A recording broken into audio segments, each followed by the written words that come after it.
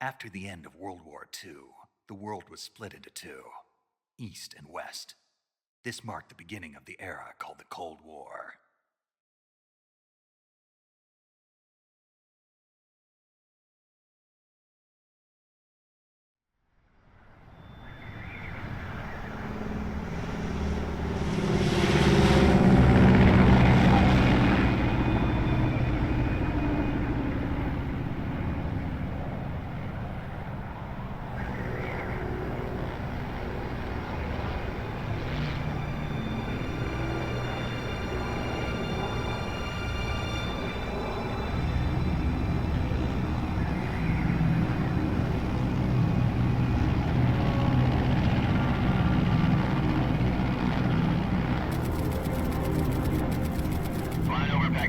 Altitude 30,000 feet. Approaching Soviet airspace. 20 minutes to drop off. Commencing internal depressurization. Equipment check. Arm main parachute. All right. You ready to go? Drop zone still showing a high pressure mass. Cav okay. Good. We've got high visibility.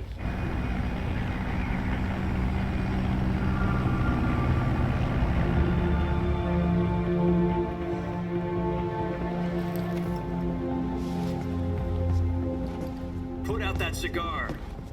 Connecting oxygen hose to interior connector. Put on your mask.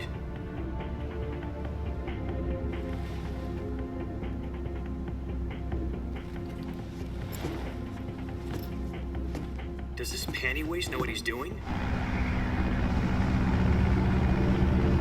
Approaching release point. 10 minutes to drop off. Hey, are you deaf? He said put out the cigar and put on your mask.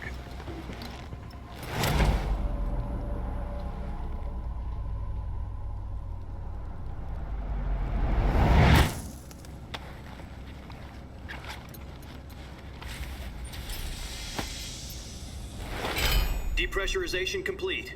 Checking oxygen supply. 6 minutes to drop off. Opening rear hatch.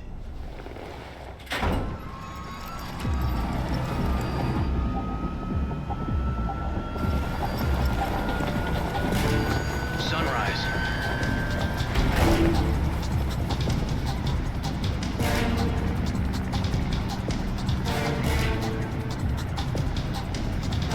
External temperature minus 46 degrees Celsius. 2 minutes to drop off.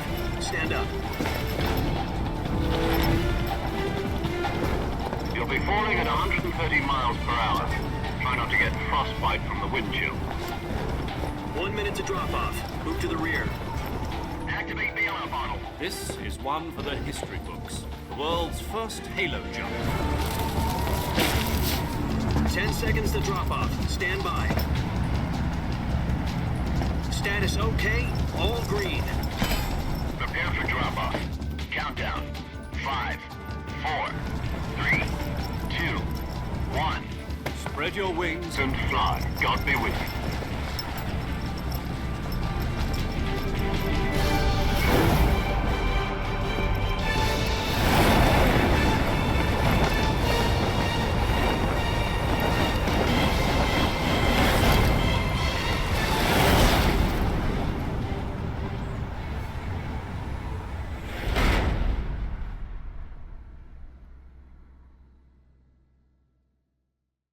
Jack, I've got some important news.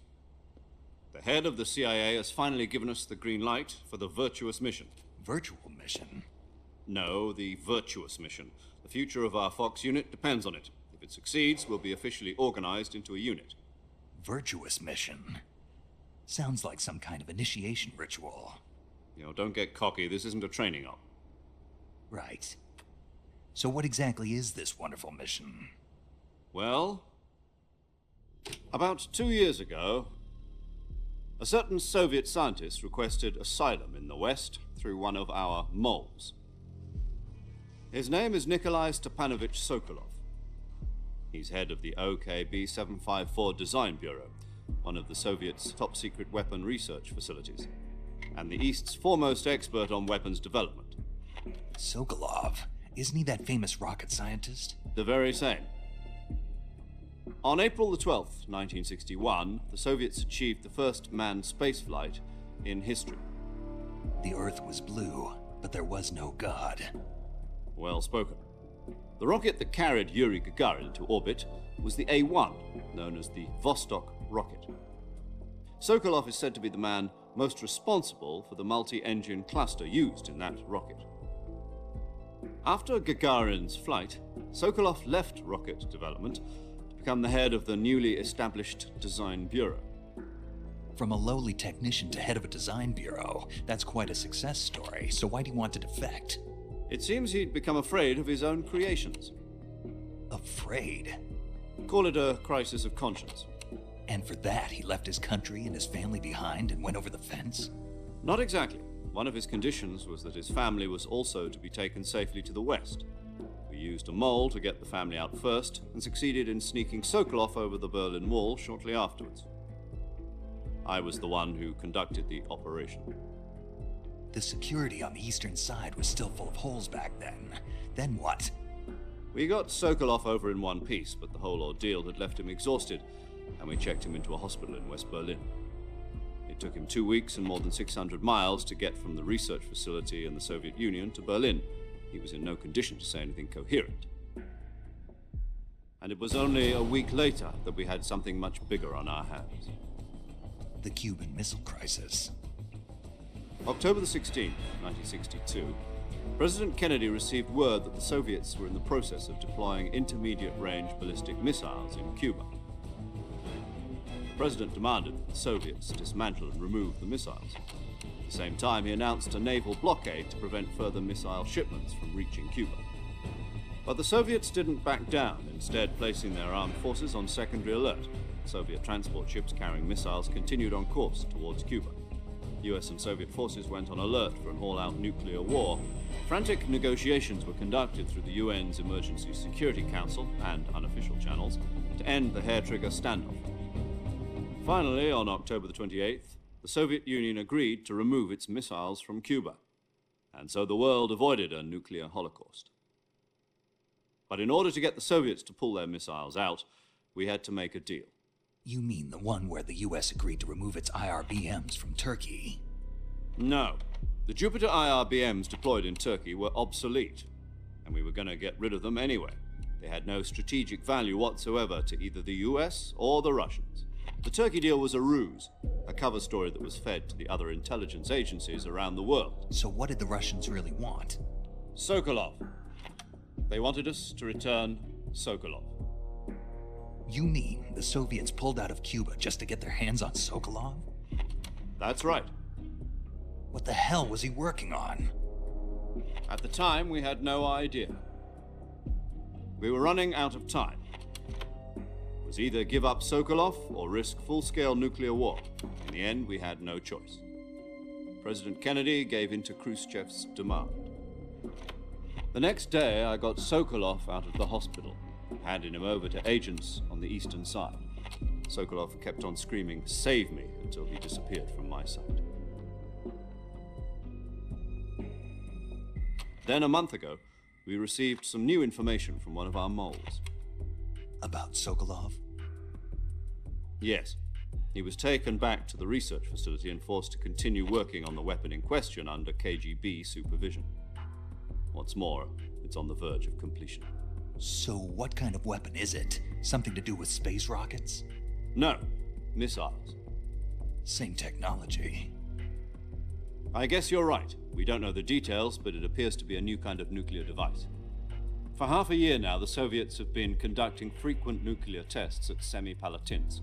Something to do with the weapon, I assume. We're talking about a secret weapon so big that Khrushchev was ready to pull out of Cuba to get it back. Is Sokolov still in the facility? No. According to our intelligence, he's in Selinoyarsk, a place in the mountains about 3 miles to the west that's known as the Virgin Cliffs. The Virgin Cliffs. Nice name for a virtuous mission. They moved him there just recently. Why? Apparently, they're conducting a field test of the weapon, but it's our best chance to get him back. This mission would never have been possible if he was still in the research facility. This is our last chance. Sokolov must have known that too when he contacted us.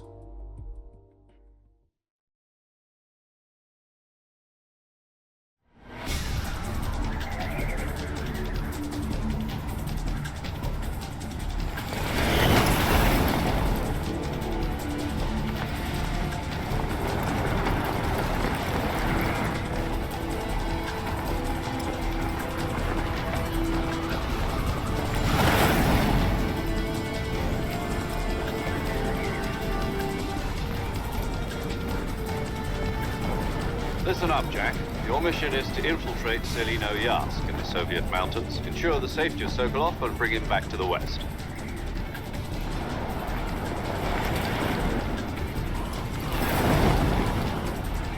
If we don't get Sokolov back before that weapon is complete, we'll be facing a major crisis.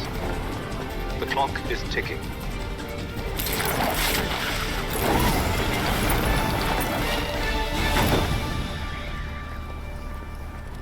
Once we've confirmed the rescue of Sokolov, stand by at the recovery point. A recovery balloon will be dropped at that point.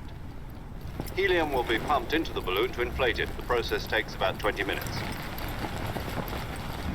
Once it's complete, the gunship's arm will latch onto the balloon and pull it up. The Fulton surface-to-air recovery system. I'm familiar with the theory. Take it easy. It's been combat proven. Do you think Sokolov is up to it? The shock will be less than during a parachute jump, and the arm can handle up to 500 pounds. So you're planning on going over the border in a single combat Talon? She's equipped with two 6-barrel 20mm Vulcan cannons, as well as two 40mm machine guns. Sounds like she could hold her own against a battalion of tanks. Even with the fuel in the reserve tank, we're facing a 4-hour time limit. If all goes well, it shouldn't take more than a few hours. Home in time for dinner. But if anything goes wrong, you'll be eating dinner, breakfast, and all the rest of your meals in the jungle.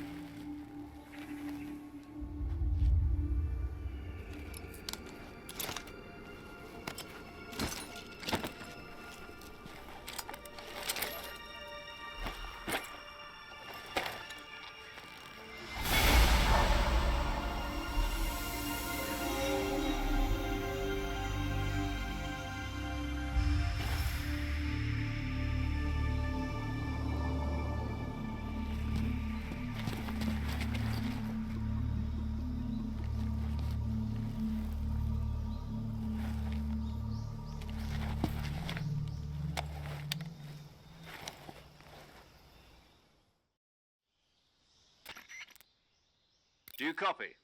You're already in enemy territory, and somebody might be listening in. From here on out, we'll be using code names to refer to each other. Your code name for this mission will be Naked Snake. I'll be referring to you as Snake from now on. You're not to mention your real name. Snake? What, you don't like snakes? What do you mean? Well, you've eaten one before, haven't you? In survival training. I'm glad to hear that. I don't know if I'd ever order one in a restaurant, but... Be careful, you might not have a choice. What about you, Major? What should I call you? Let's see. I'll be Tom. Call me Major Tom. This will be a sneaking mission. You must not be seen by the enemy. You must leave no trace of your presence. Is that clear? This kind of infiltration is the Fox unit's speciality. In other words, weapons and equipment are procured on site. That goes for food as well. You're completely naked, just as your name implies. Great. Now I see why you asked me if I like snakes. I suppose calling me Snake was your idea of a joke, too. No. There's a good reason for that. I'll tell you later when the time is right. Gotcha. Getting back to the subject, how exactly am I supposed to feed myself? You've been issued a knife and a tranquilizer gun. Use them to hunt for food. You'll also find some medical supplies in your backpack. Yeah, about the backpack. I lost it in a tree on the way down. I see. Well, you'd better go back and get it then. You know where it is? No problem. I can see it from here. It's stuck on a branch. To climb a tree, stand in front of a tree that's covered in ivy and press the action button. I'll be monitoring your progress over the radio. We can't risk violating Soviet airspace, but I'll be in the gunship. My frequency is 140.85. I'll give you a call if I need to talk to you. If you need to talk to me, use the send function. Okay, Snake, go get your backpack.